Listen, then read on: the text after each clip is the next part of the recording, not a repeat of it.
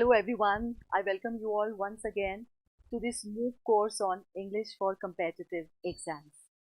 I'm Dr. Nidhi and I welcome you all to week 4 lecture 17 on articles part 2, and right now we are going to discuss on the use of definite articles.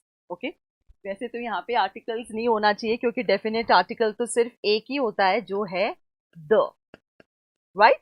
अब बच्चे कभी कभी पूछते हैं कि ma'am इसको कुछ लोग द बोलते हैं, कुछ दी बोलते हैं, तो इसका करेक्ट प्रोनाउंसिएशन क्या है। तो मित्रों मैं बताऊं कि जब ये लेटर द किसी कॉन्सोनेंट साउंड, किसी भी कॉन्सोनेंट साउंड वाले शब्द से पहले अगर उपयोग में आता है तो हम इसको बोलेंगे द, जैसे द स्कूल। ओके, लेकिन अगर ये THE द किसी वाल साउंड वाले शब्द से पहले यूज होता है तो हम बोलेंगे दी, राइट। जैसे दी इंग्लिश लैंग्वेज, राइट। अब आप ये भी सोच रहे होंगे कि मैम आपने पिछली क्लास में तो ये बताया था कि भाई जो वाल साउंड से स्टार्ट होते हुए वर्ड्स हैं उससे पहले तो हम इनडेफिनिट आर्टिकल एंड लगाते हैं, तो आपने यहाँ पे इंग्लिश के पहले दी क्यों लगाया, राइट। ये क्वेश्चन आया दिमाग में। तो इसका आंसर ये है कि जब हम जनरल सेंस में इंग्लिश की बात करते हैं तब हम एंड लगाएंगे। जैसे I go to an English class, ये एग्जाम्पल हमने पिछले लेक्चर में लिया था। बट अगर मैं किसी स्पेसिफिक रीजन के लिए इंग्लिश लैंग्वेज की बात कर रही हूं तो मैं वहां पे THE दी इंग्लिश लैंग्वेज की तरह इस वाक्य को रूप दूं। Okay, right. अब इस द के बारे में हमें एक बात और सीखनी है कि why do we use this definite article and what is the utility। मैंने आपको पिछली क्लास में भी ये बताया था कि जैसे स्कूल की हमने बात की थी कि आई गो टू स्कूल। अगर हम किसी जगह पर उसके प्राइमरी पर्पस के लिए जा रहे हैं, जैसे स्कूल जाने का हमारा प्राइमरी पर्पस क्या है, पढ़ाई करना, नॉलेज गेन करना, ओके, अच्छे से अवेयरनेस लाना, ये हमारा अपनी पर्सनालिटी को डेवलप करना, राइट। तो ये जो एक बेसिक प्राइमरी एजुकेशन है वो हमें स्कूल से मिलती है। लेकिन अगर मैं किसी की मदर हूं और as a mother if I go to hand over the lunch box to my daughter at her school, तो I will say I am going to the school. क्यों? क्योंकि स्कूल जाने का मेरा पर्पस प्राइमरी नहीं है, मैं वहां कोई पढ़ने लिखने नहीं जा रही हूँ, मैं वहां पे लंच बॉक्स हैंड ओवर करने जा रही हूँ मेरी डॉटर को जो वो भूल गई थी, राइट। तो उसी तरह से जैसे टेम्पल है, TEMPLE, राइट। इंग्लिश भी ऐसी लैंग्वेज है कि हमें एक शब्द के विभिन्न मीनिंग्स निकल जाते हैं, राइट। तो अगर मैं टेम्पल बोलूं, टेम्पल का वैसे दो अर्थ होते हैं। एक अर्थ तो हमें पता है कि टेम्पल मतलब मंदिर, दूसरा ये जो चीज होती है ना अपना ये जो फोरहेड है, फोरहेड के पास में ये जो चीज होती है उसको टेम्पल बोलते हैं, right. Now if I go to the temple, अगर मैं मंदिर में जा रही हूं उसके प्राइमरी पर्पस के लिए, क्या है मंदिर जाने का प्राइमरी पर्पस? पूजा करना, अर्चना करना, प्रार्थना करना, राइट, दर्शन करना। तो मैं बोलूंगी I go to temple every day. पर यदि मैंने किसी को टाइम दे रखा है कि भाई मेरे घर के पास में साईं बाबा का मंदिर है, वहां पे तुम मुझे 5 बजे मिलो, तो मेरा साईं बाबा के मंदिर जाने का जो मुख्य उद्देश्य है वो दर्शन करना नहीं है अंदर जाकर, पर उस व्यक्ति विशेष से मिलना है। तो मैं कहूंगी I am going to the temple to meet my friend. I hope it is very clear, right. Okay, अब ये जो द है इसके मित्रों अलग अलग प्रकार है कि ये किस तरह से वाक्य निर्माण में हम इसका उपयोग करते हैं, राइट। तो हम यहां से शुरू करते हैं। ये सबसे पहले ये जो द है ये ऑर्डिनल नंबर्स के साथ में यूज होता है। ऑर्डिनल का मतलब है जो ऑर्डर बताते हैं, जैसे the first, the second, the third, right. Second है countries or places where the name refers to a group of islands or a group of states, जैसे the UK, the United Kingdom। क्यों? क्योंकि वो different state से बना है। वो इसलिए it is the United form of various states, इसलिए वो है the United kingdom, the United states, the UAE, the middle east. लेकिन हम द इंडिया नहीं बोलेंगे, राइट, क्योंकि हमने ये सीखा है कि प्रॉपर नाउन से पहले कभी भी आर्टिकल का उपयोग नहीं करते, राइट। लेकिन अगर हम, जैसे मैं बोलूंगी कि he is a great fan of Shahrukh Khan, यहां पे मैं द नहीं लगाऊंगी शाहरुख खान के आगे, क्योंकि शाहरुख खान एक प्रॉपर नाउन है। लेकिन अगर मेरे क्लास में कोई बच्चा है जो कि हूबहू शाहरुख खान की तरह दिख रहा है, तो मैं कहूंगी Mohan is the Shahrukh Khan of this class, right. तो इस केस में मैं क्या कर रही हूं? इस केस में मैं मोहन को मेरी क्लास का शाहरुख खान मान रही हूं। तो यहां पे मैं शाहरुख खान जो कि प्रॉपर नाउन है उससे पहले मैं द का उपयोग करूंगी।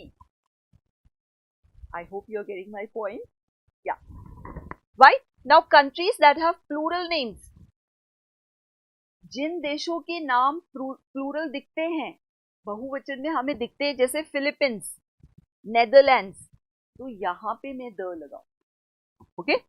सुपरलेटिव्स, हम जब डिग्रीज ऑफ कंपैरिजन की बात करते हैं, जो कि आप पहले पढ़ चुके हैं मेरे इस मूक कोर्स में, तो जब हम डिग्रीज ऑफ कंपैरिजन की बात करते हैं जिसमें पॉजिटिव होता है, कंपैरेटिव होता है और सुपरलेटिव होता है, तो सुपरलेटिव डिग्री से पहले हमेशा द लगता है। The best, the strongest, the most beautiful.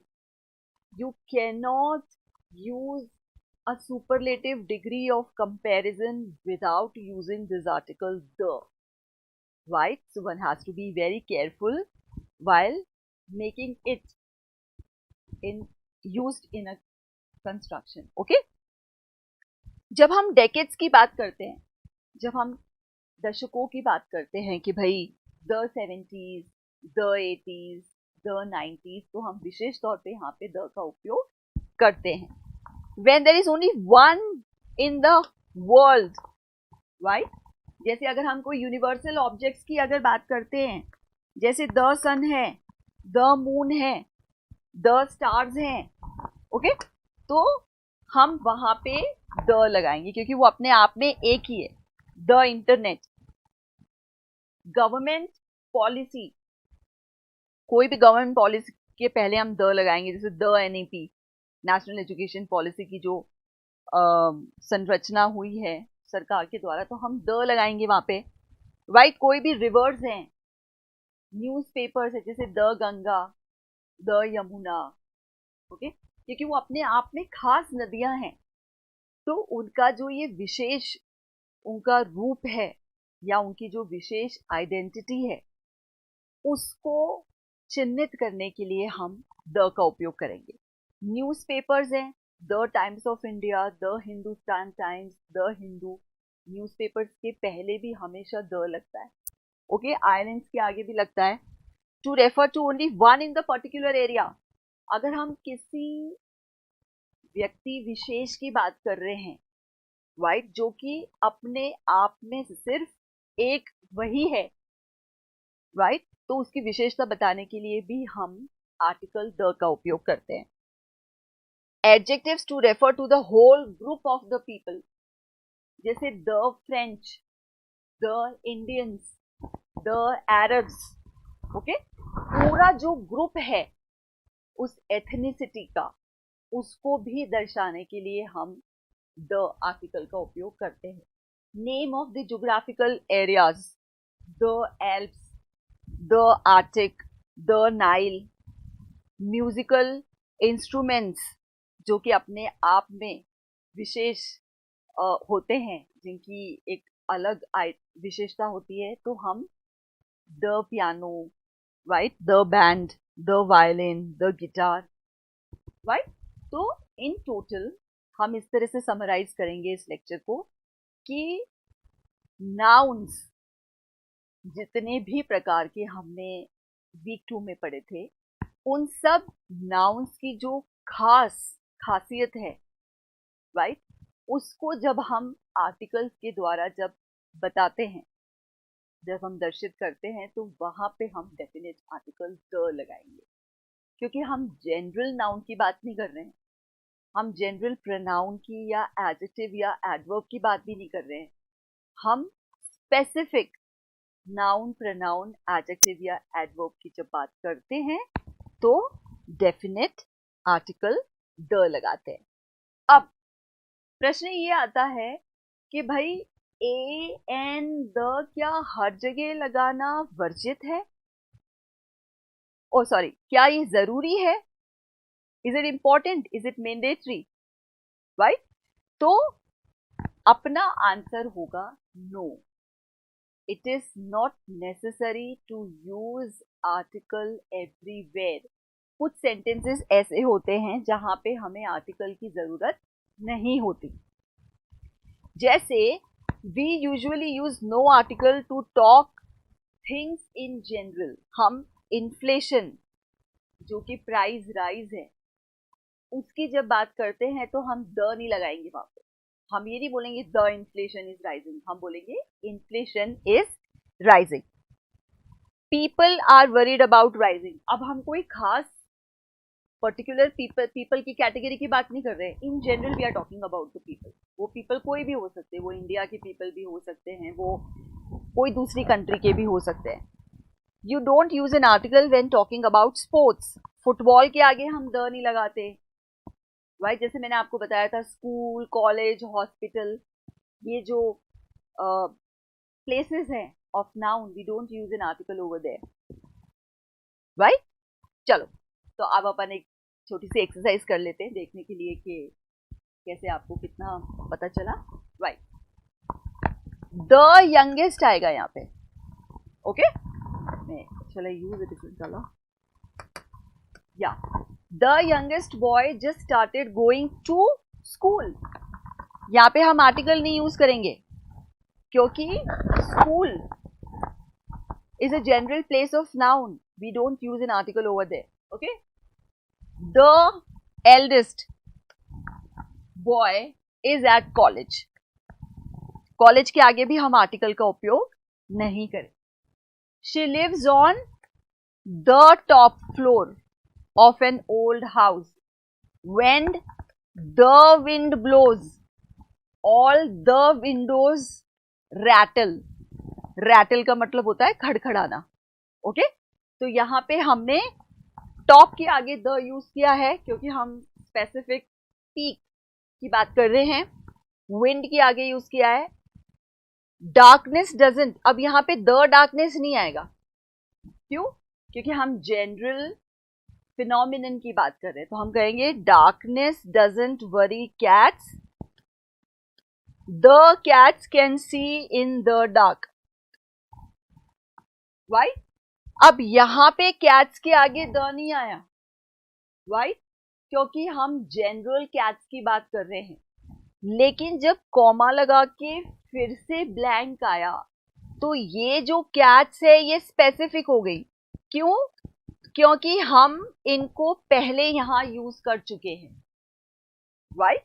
तो हम वो स्पेसिफिक कैट्स की बात कर रहे हैं जो कि अंधेरे से डरती नहीं, इसलिए मैंने यहां पे द लगाया, right. Do you know the time? Yes, the clock in the hall has just struck 9. Then it isn't the time to go. He was sent to prison. यहाँ पे आर्टिकल नहीं आएगा. क्यों? क्योंकि prison is a place which is a common place. Places के आगे हम usually articles avoid करते हैं. For 6 months for shoplifting. Shoplifting, shop के अंदर कुछ चुरा लिया. When the 6 months, यहां पे द आएगा, राइट? द क्यों आएगा? क्योंकि हम स्पेसिफिक इन 6 months की बात कर रहे हैं, जिसका उल्लेख हम first part of the sentence में ऑलरेडी कर चुके हैं. Okay? When the 6 months is over, he will be released. The difficulty then will be to find the work. Right? क्योंकि हम डिफिकल्टी को जोर दे रहे हैं. वैसे डिफिकल्टी के आगे द नहीं आता है, पर चूंकि हमें पता है कि जो वाक्य का पहला पार्ट है उसमें उस चोर की बात हो रही है जिसको जेल में से बरी कर दिया.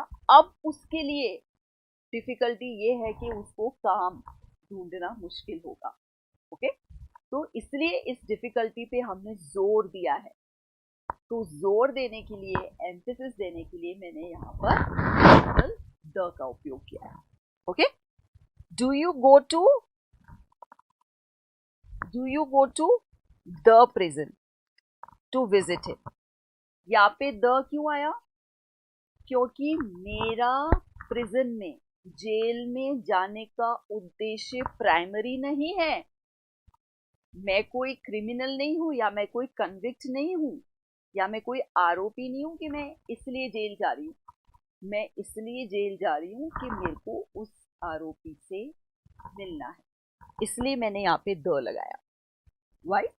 जैसे हम डिस्कस कर चुके हैं कि when we go to a place for its secondary purpose, not the primary purpose, तो वहां पे मैं द लगाऊं.